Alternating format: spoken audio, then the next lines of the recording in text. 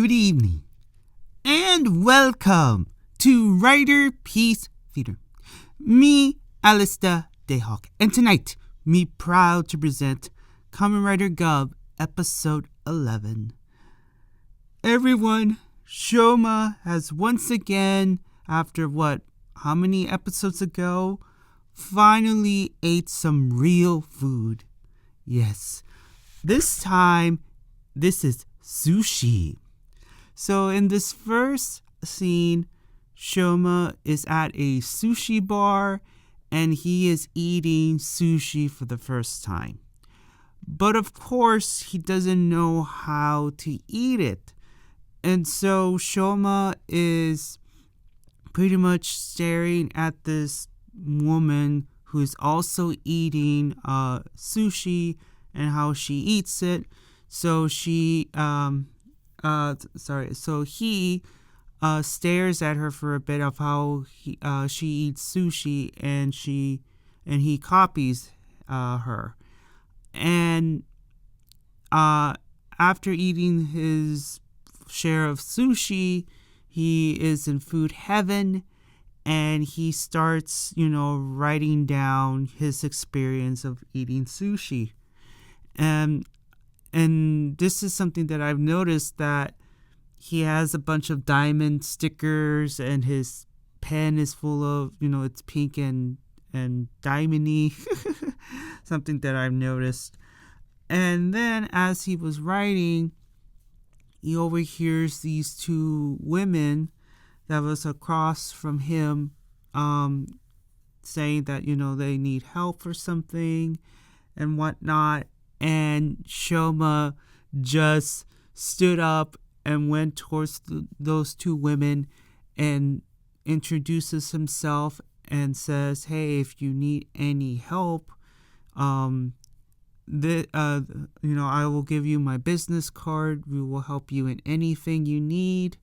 And that's it. And it's awkward because those two girls are staring at Shoma. Shoma is all smiling, all creepy like, whatnot. And we get to the next scene. And to me, this next scene is funny only because the beginning of this scene, you hear Shoma telling Sachika, "Hey, we have 2 more clients today." And it looked like Shoma kidnapped these women from the sushi bar, the way he grabbed those 2 girls by the arm and whatnot, and just, I think, slightly pushes one of them and whatnot. And he introduces Emmy and Hana, and they talk to Sachika about their problem, which is apparently their older sister Emma is using this dating app and found this man, and Hana is worried that her older sister is being, catfished, and just is concerned. And this is where Sachika and Shoma comes in and gives some advice and what to do and whatnot. Hana's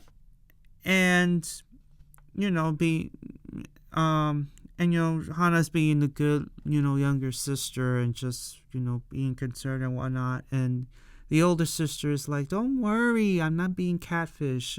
This is a real person." And we get to the part where Emmy shows, the picture of the man who is supposedly meeting her at this cafe, and the picture shows it's Hanto. And Sachika and Shoma were in shock, like, "Wait a minute, this is Hanto. So you're dating Hanto?" And Emmy was like, "Hey, you know this man? He must be real then." And then we get some assimilation scenes of Hanto wearing a silver suit, and he is texting her these lovey-dovey texts. And Sachika's like, I don't know, like, this is like, Sachika knows Hanto well enough that she's like, I'm so unsure, because yes, that's his picture, but his text like doesn't feel like him at all. And so she did the next best thing, which is, I'm gonna call Hanto and have him come here and explain himself. So she does. And then we get to the next scene with the Stomach family, and everyone is official. The twins are officially fired. They didn't hold their end of the bargain, and so yeah, they're fired. And what's worse is that the twins are going to be handed over to rich family members to marry them off. And that's Lango's plan. Like, well, since, don't worry, my siblings, since, working, it didn't work out, but you're going to be married off to some rich family, and you will contribute in that way. Because remember, the plan that Lango wants to associate himself and his entire family to rich people, and only then he can control the rich families. So that's the plan. And the twins are worried and scared even that they're going to be separated. That's why at the end of that scene, you see the twins holding hands, indicating that they're not going to be separated. But, we'll see about that, right? And so we move on to the next scene where Hanto comes to see Sachika, and he is greeted by a lovesick girl and 3 pairs of eyes just staring at the madness. And Hanto's like, what the hell is going on? Am I being set up? What is this? And then once everything was revealed to him and he was shown his picture and the text messages, Hanto was like, yeah, sure, it's my picture, but it's not me. Someone is using my pictures and texting you, and yeah, you're being catfished here. And Emmy was crushed, and Sachiko's like, yeah, I knew it wasn't you. Like, these text messages, like, I don't think you would text them to someone like that. And so Hana's like, well, thank you for saving, my older sister from being, catfish, thank you so much.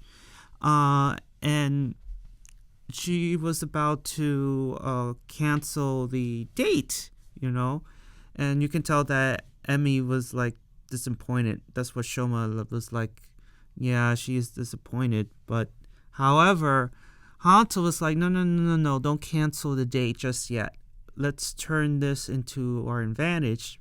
And the reason why he wants the date to continue is because this man used his picture off from the internet and pretty much took his identity and texting people, all this lovey-dovey stuff. So he's like, I need to defend my honor because this is not right. So I'm going on a date in your place and confront this guy, and I will write an article about it, and everything is hunky-dory.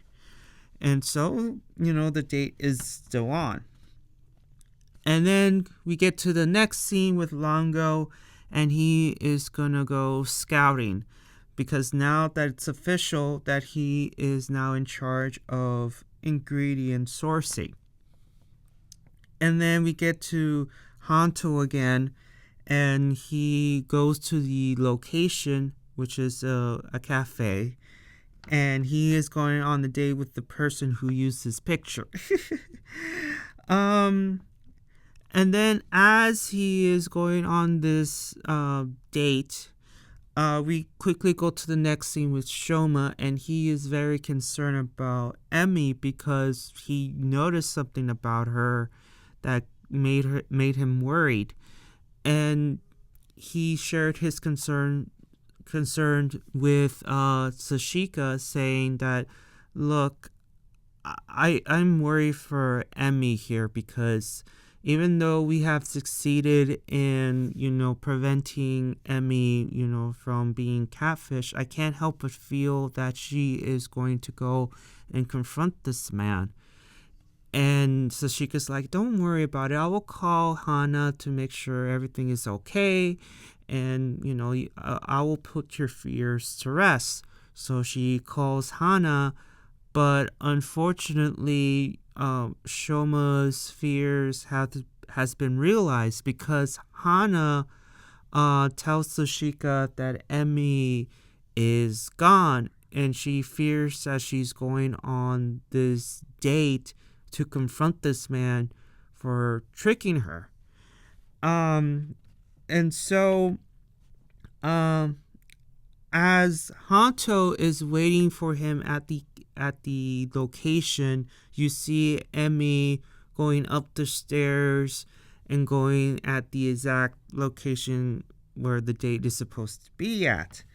And so Hana, Shoma, and Sachika meet, and they go inside the cafe. And as they went up the stairs, Shoma and the two girls noticed this kid just quickly rush down the stairs, which find it odd, but that's important.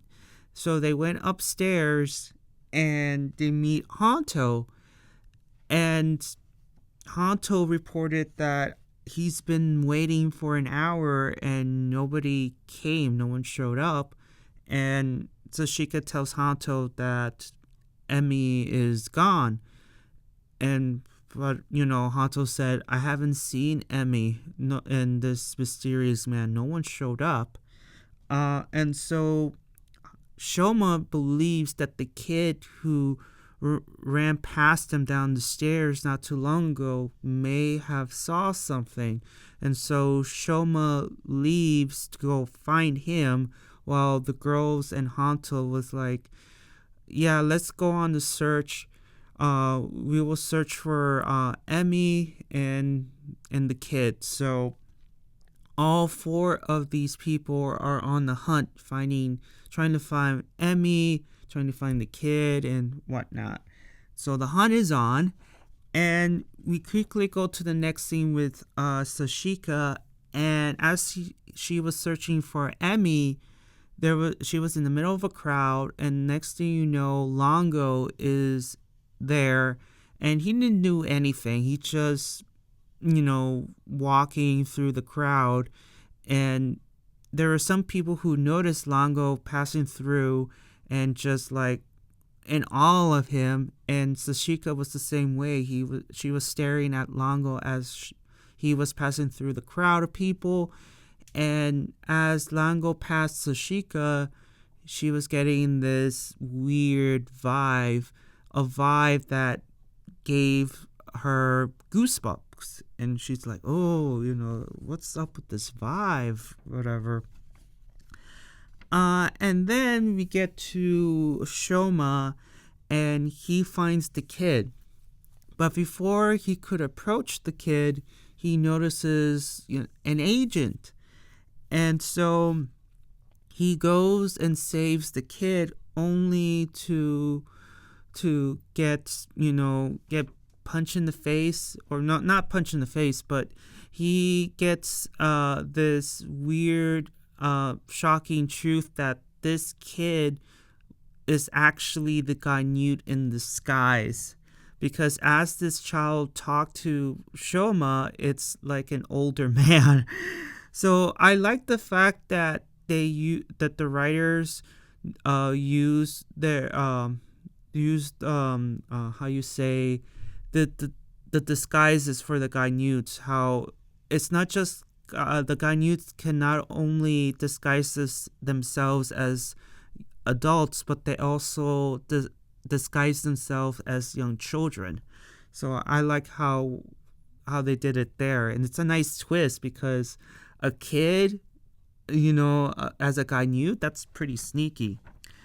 And so Shoma got pulled by the rug what was underneath him, and then we discover how this guy new claims his victims. He catfish his victims by writing them lovey-dovey stuff and writes the location for the estate.